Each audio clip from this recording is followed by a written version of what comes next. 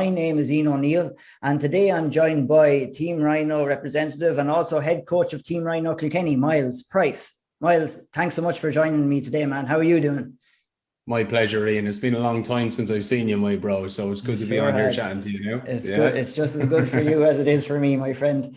Obviously, you're back up and running with Team Rhino Kilkenny. The gym's just reopened. How has that been for you? Yeah.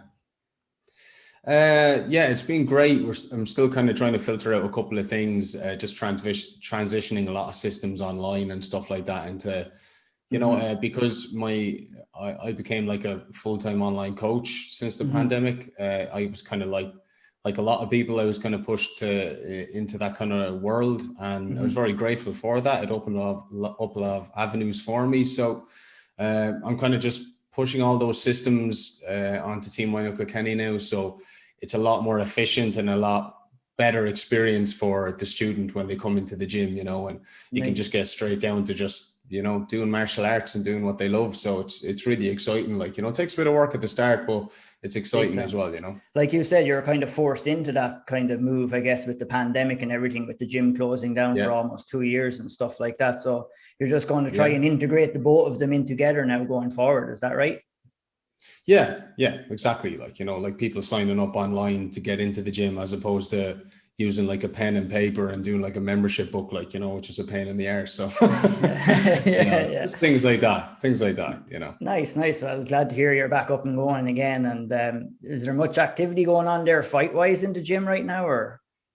Well, I just got 3 guys confirmed for Cage Legacy in August. So those guys will be fighting. Owen Shalmai is fighting over in Karate Combat. Now, I don't have much of an influence on that. His mom looks after a lot of that, him and his brother, Oshin. And he doesn't really, because his family have like illnesses and all, or are a high risk of COVID, they won't risk training outside the house, but like I'm here to support him as always, Absolutely. So a lot of I heard he's doing some great things over there. I heard he's doing some great things over there in Karate Combat, and I'm looking forward to seeing that too from Owen as well. Yeah, me too. I haven't actually. I've just seen briefly bits and bobs with it on YouTube, and it looks really good. Looks like a serious tournament. So a lot of activity. And you're kind of breaking a bit of news for me anyway, saying that there's going to be a Cage Legacy show in August. So I didn't realize that. So. God. Well. Be giving out, you messaging me straight away. Darren will be on to you. Well, moving on from the gym, I guess, the last time we seen you compete yourself was February 23rd in 2019, and that was against Peter Queally, a fight in which you won, a fight which garnered a lot of interest and a lot of heat and a lot of talking over and back. Just give your thoughts what your thought process was going into that fight. You went over to train in AKA. You got the opportunity to train with Khabib Nurmagomedov and to also better up your skills in your wrestling game and stuff like that. That kind of generated a lot of heat in your direction. Like, was it something that was developed for you to kind of gain a little bit more heat around the fight rather than more so building your skills at the same time? Or what was your thought process about making the move at that time over there?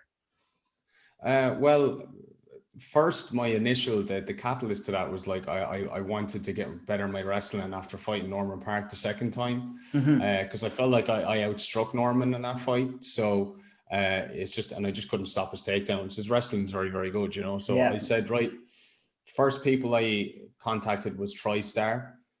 I just thought to myself, I'm not going to TriStar. It's freezing over there. I want to go somewhere like, I can contest. I can contest to that. It is fucking freezing over there. Yeah. So I was like, look, I want to go somewhere a bit warmer. So I said I'd go to Jackson's.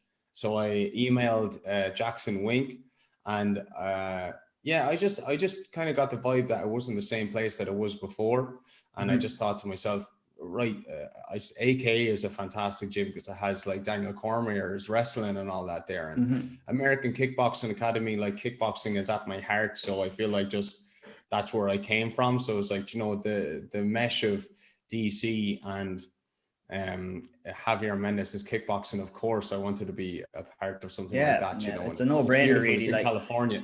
Yeah. So and obviously, like, I knew that McGregor and Khabib were going to fight at some stage. I didn't know that it was going to be confirmed as I got over there, but it was. So it just ended up being a win-win for me, you know. So it's just one of those things that it wasn't planned, but I mean, I'm very grateful that it did happen, to be honest. For sure. Like, and like that, the work that you did over there was definitely there to be seen when you actually stepped in and fought Peter. Like, you got the decision victory, and you deserved that victory too. You were matched up later on that year in November against Alfie Davis, and that's a fight that never materialized. You kind of went off the radar, so to speak, in competing terms anyway. So, like, what happened there? What was your thought process? Did you feel that you needed to take a step away from the game for a little while, or what was happening at that stage of your life? Well, to be honest with you, I didn't say this, you know, at the time, but my mom actually had a heart attack, you know, and it was kind of like all of a sudden thing, and it kind of hit me a little bit harder than I thought. And I think it was actually a combination of a couple of things. It was, you know, a lot of back and forth went on with Bellator and myself, and you know, I went over to, you know, I've said this in previous interviews as well. I went to America again to train for 3 months. I was in AK, and it was great because I was there for Habib Poirier preparation as well. So I was training, sparring with those guys like 3 times a week, you know. So I felt amazing. And then, you know, basically they put Queally on the main event. They put me in a high risk fight with a good opponent too, with Ryan Roddy down kind of in the bottom of the card. And I was just going, look, I don't care about money. You know, I've never fought for money in regards to fighting. It does matter, but it's not everything. So you're not going to pull a fast one on me and drop my capital and raise his.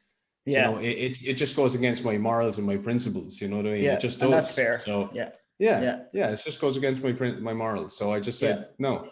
And that kind of affected me a lot, to be honest with you. And probably more than it should have. You know, it did irritate me. That, you know, I felt like I was a little bit hard done by. And, you know, I think Bellator is a fantastic promotion, but it was one of those things that when I came back after a long 3-month fight camp pretty much over there, my mom, I had to start into another fight camp. So it was long and it was hard, like, you know, and then next thing, my mom had a heart attack and she moved home and she moved in with me for a couple of months.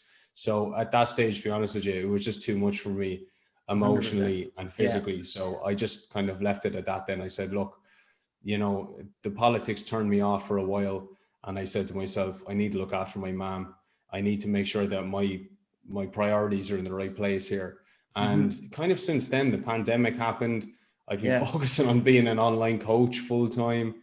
And it's just kind of like time has just passed since then, to be honest with you, you know. So. I've been watching your videos through the past 18 months or so, where you're doing a lot of kind of self-help, motivation, kind of mental health. Have you kind of used the time away from the cage to kind of develop your skills mental health wise, kind of bring a positive mentality into the fight game and all that kind of thing? And how important do you think that is overall?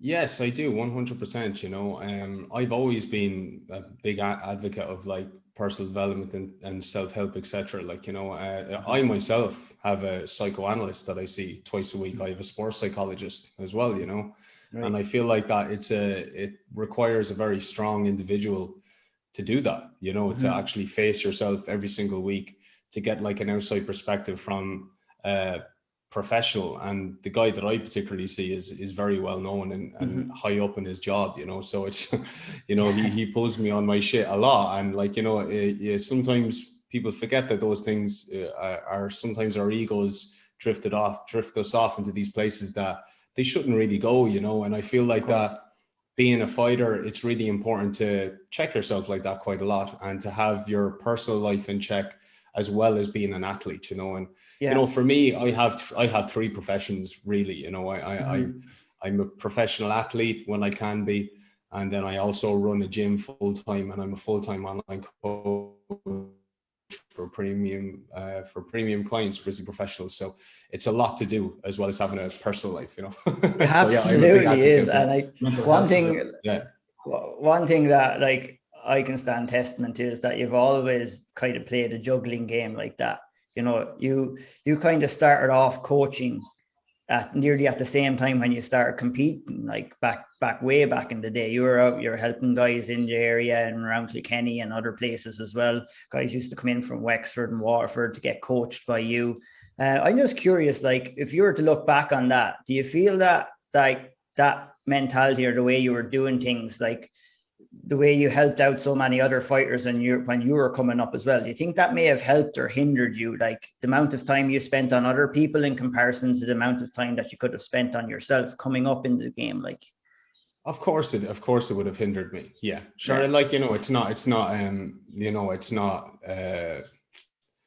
not one of those things that it's like, you know, I don't fight very often, you know what I mean? yeah, Like, yeah. like I And could like, go off the rails the for, reason I asked that question is because I kind of feel that not a lot of people know that about you, is that like from a very young age, even before, like in and around the same time where you started fighting, you were also taking care of other people, you were coaching other people and everything like that. So I was just curious to get your thoughts on that overall. Like, yeah, I think hindered is, I'm not sure if hindered is the right word, because like I choose to do it, you know, yes, and yeah, I do feel like that it's part of my journey too. And it's one of those things that grounds me and makes it's something that I really do enjoy doing. Like, you know, I get my spells where I can just solely focus on myself, like going to American Kickboxing Academy. But I mean, like, I wouldn't have the community and like, I mean, one day I won't be a fighter, you know, and one yeah. day I'll call it a day. And that day isn't too far away from now. You know, I just turned 33. So I'm a healthy 33. I'm a young 33. I'm not You're one of those approaching fighters. veteran status there now, so you are as a fighter. Yeah, that's it. Like, you know, but I haven't been in like loads of mad battles where I've Of just course, gotten yeah. like, I've gotten looked terrible or anything like that. So I'm No, lucky enough to be kind of like one of those guys that I'm doing quite well at this age, you know. So I yeah, feel like that if I hadn't have helped people throughout the years and brought them up the best way I could, then I wouldn't have the community I have today. And yeah, also, it's a part of the martial arts journey, you know. yeah. So Of course, it's yeah. just something that I chose to do as well. But of course, it would have its pros and its cons. Definitely, Yeah, yeah. absolutely. So you mentioned the word retirement there, and you said it's not far away. I just seen recently that you signed with UFD Sports Management. So Yeah. obviously you're not signing up with a fight management company just for the good of your health. You're obviously thinking No. about stepping back in there and competing again. So what are you thinking there? What interests you? What would you like to do? How would you like to see the rest of your MMA career progress until you do decide to retire? Well, I personally, I think retiring, it is a good while away now, in fairness. I wouldn't be thinking of retiring until I'm 37, 38. And I feel like my Mm-hmm. best years are ahead of me, like, you know, because Mm-hmm. as I said, I haven't taken a lot of damage.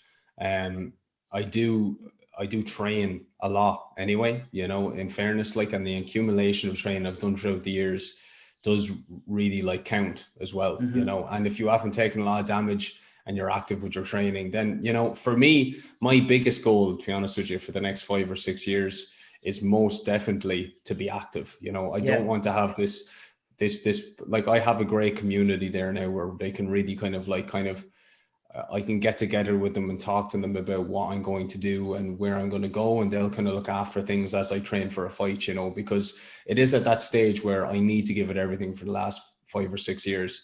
And, you know, I can't be taking like 2 years off or a year and a half off in between fights anymore. Like, Yeah. I just can't do it. Like, you know what I mean? I haven't got No. the option anymore. I'm not like 23, Yeah. 24. So, Yeah. and Yeah. signing with UFD management, to be honest with you, what really brought me to that decision was, you know, what happened with Bellator, you know. And I just didn't have, myself and my coach Andy Ryan did not have the voice that's needed to be in competition with the likes of big time managers and big Yeah. time gyms like SBG, that, Mm-hmm. and big time gyms in the sense that they have the word, they have Yeah. the power in Irish MMA. And Mm-hmm. although Team Rhino, we may beat SPG guys quite a lot, you know what I mean? Mm-hmm. And it's a big competition Yeah. where the public don't see. you know, when it comes to the big decisions on the big shows, we mightn't have as a big a word, and that's just not fair, you know. And but that's the game too, you know. You can't kind So of you weren't being represented at all in the past. It was just you doing some negotiations, maybe with Andy Ryan and that. So that's it. Right. That's on. Yeah, that makes sense that you signed up then, because you can get those guys to fight all those battles for you, I guess. Exactly. Yeah. So when you're thinking about making a comeback, then are you looking at maybe with the regional scene, with shows like Cage Legacy, with Clan Wars are opening back up again? Are you thinking about maybe competing a few times on the regional scene, or are you looking more towards international competing or competition? What are you thinking along those lines? Is there any deals on the table right now?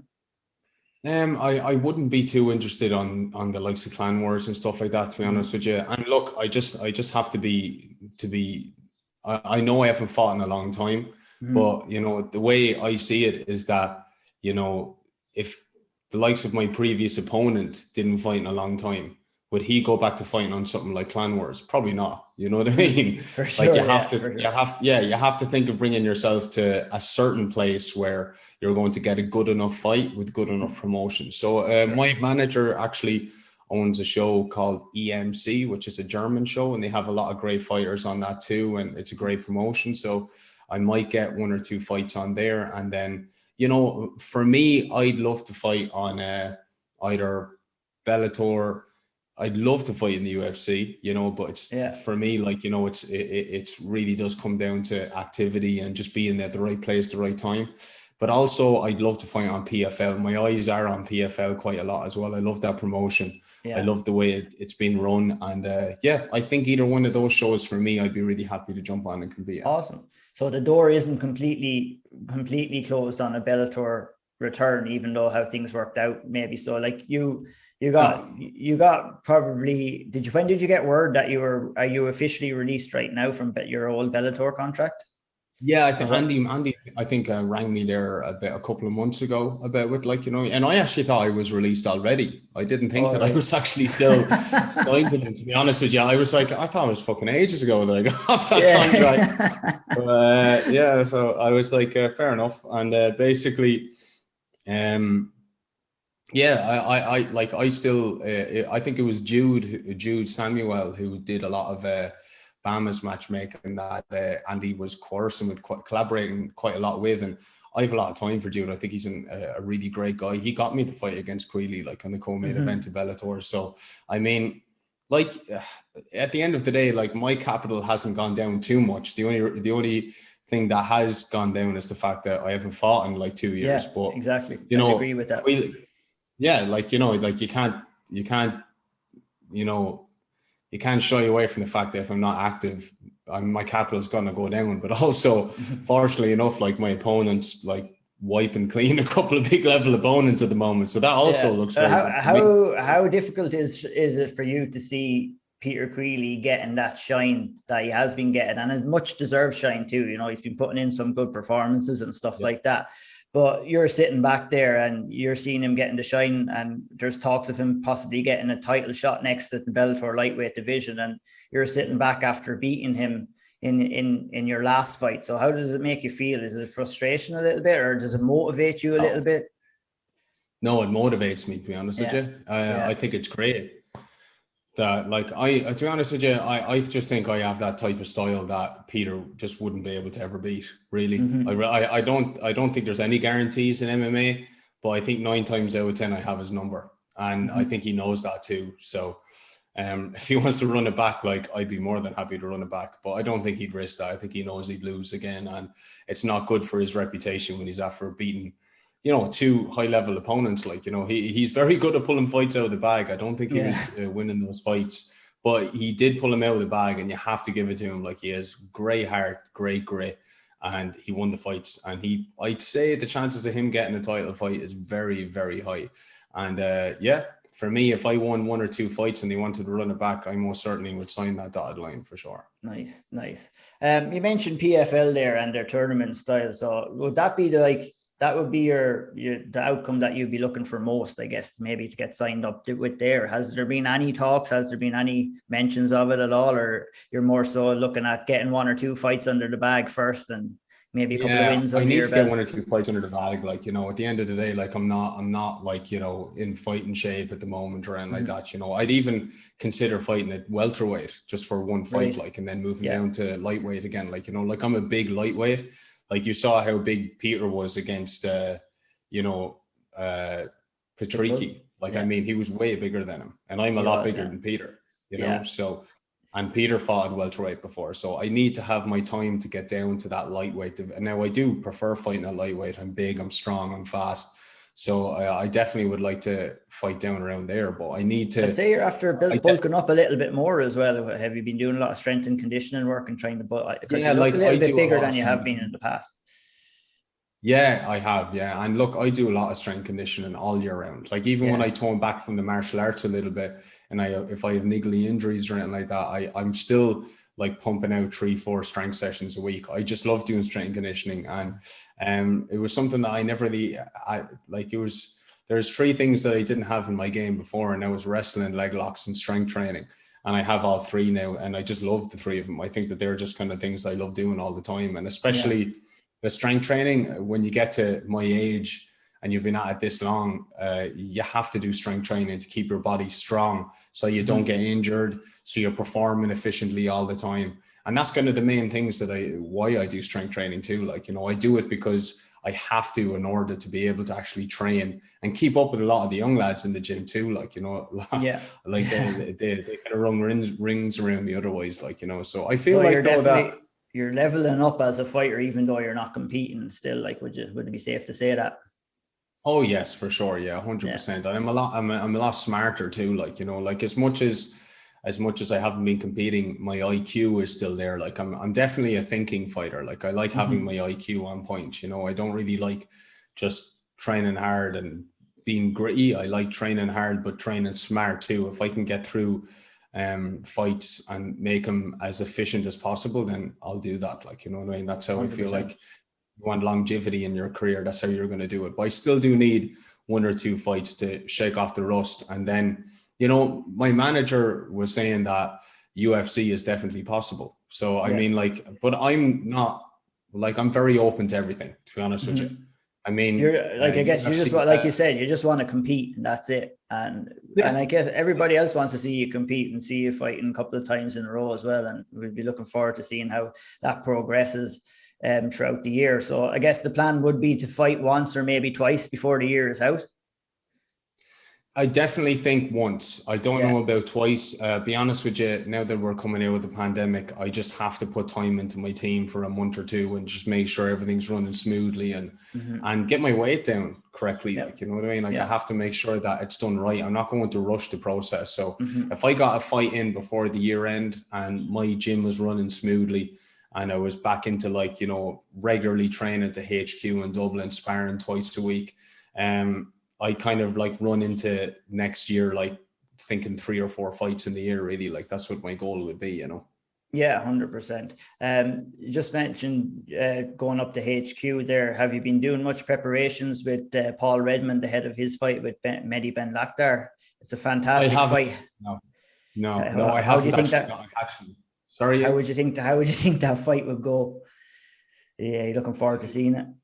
Yeah, I haven't been training with Redzer, but like I do, like obviously I know what it's like to train with Redzer. Me and him have been main sparring partners a lot for camps, and I just feel like that, even when I'm not there to spar with, like, I mean, the amount of lads they have up there that are just great strikers now as well, you know what I mean? And they have, Ivan, they have Constantine, they have James Sheehan, like Graham Sheehan is a great young lad as well, like all these lads are just great strikers, like, so Eric Nolan's a great striker too. I mean, like, and even actually the likes of Constantine Blanca is a great striker now as well. He didn't have much striking before, but he has sick boxing now, like, and I just feel like Redzer he's tough and he's durable, and this guy's a good striker, but I mean, Redzer is just one of those guys who'll grind out a win, like, and he's very good at that too. And he's a big, strong lightweight, you know what I mean? Like, I mean, he is a bulky fecker, like, he's massive legs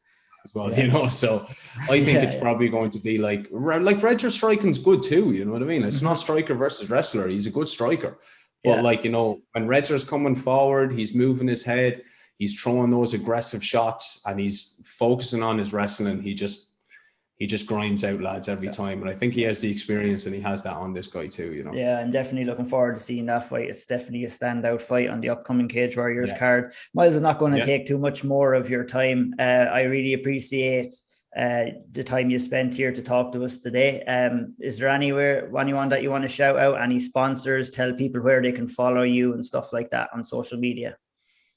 Just Myles Price MMA, and if you would like to contact me about anything at all, just shoot me a DM there, or if you'd like to join my facility, just contact Team Rhino Kilkenny on Instagram as well. And big shout out to Team Rhino HQ, Team Rhino Kilkenny, and American Kickboxing Academy too. That's my family across seas. So yeah, thanks so much for having me, and it's been an absolute pleasure, bro. It's been great catching up. Pleasure is all mine, Myles. Thanks so much. And just to reiterate what Myles said, just follow him on Instagram. You know, he has some great self-help videos, some great tips, and it helps people in and around their mental health issues and stuff like that. And if anybody is in and around Kilkenny, make sure to stop in there to Team Rhino Kilkenny. It's an absolutely phenomenal facility, and I'm looking forward to getting back there and maybe getting few belts into the face again once more when I get back home eventually, Myles.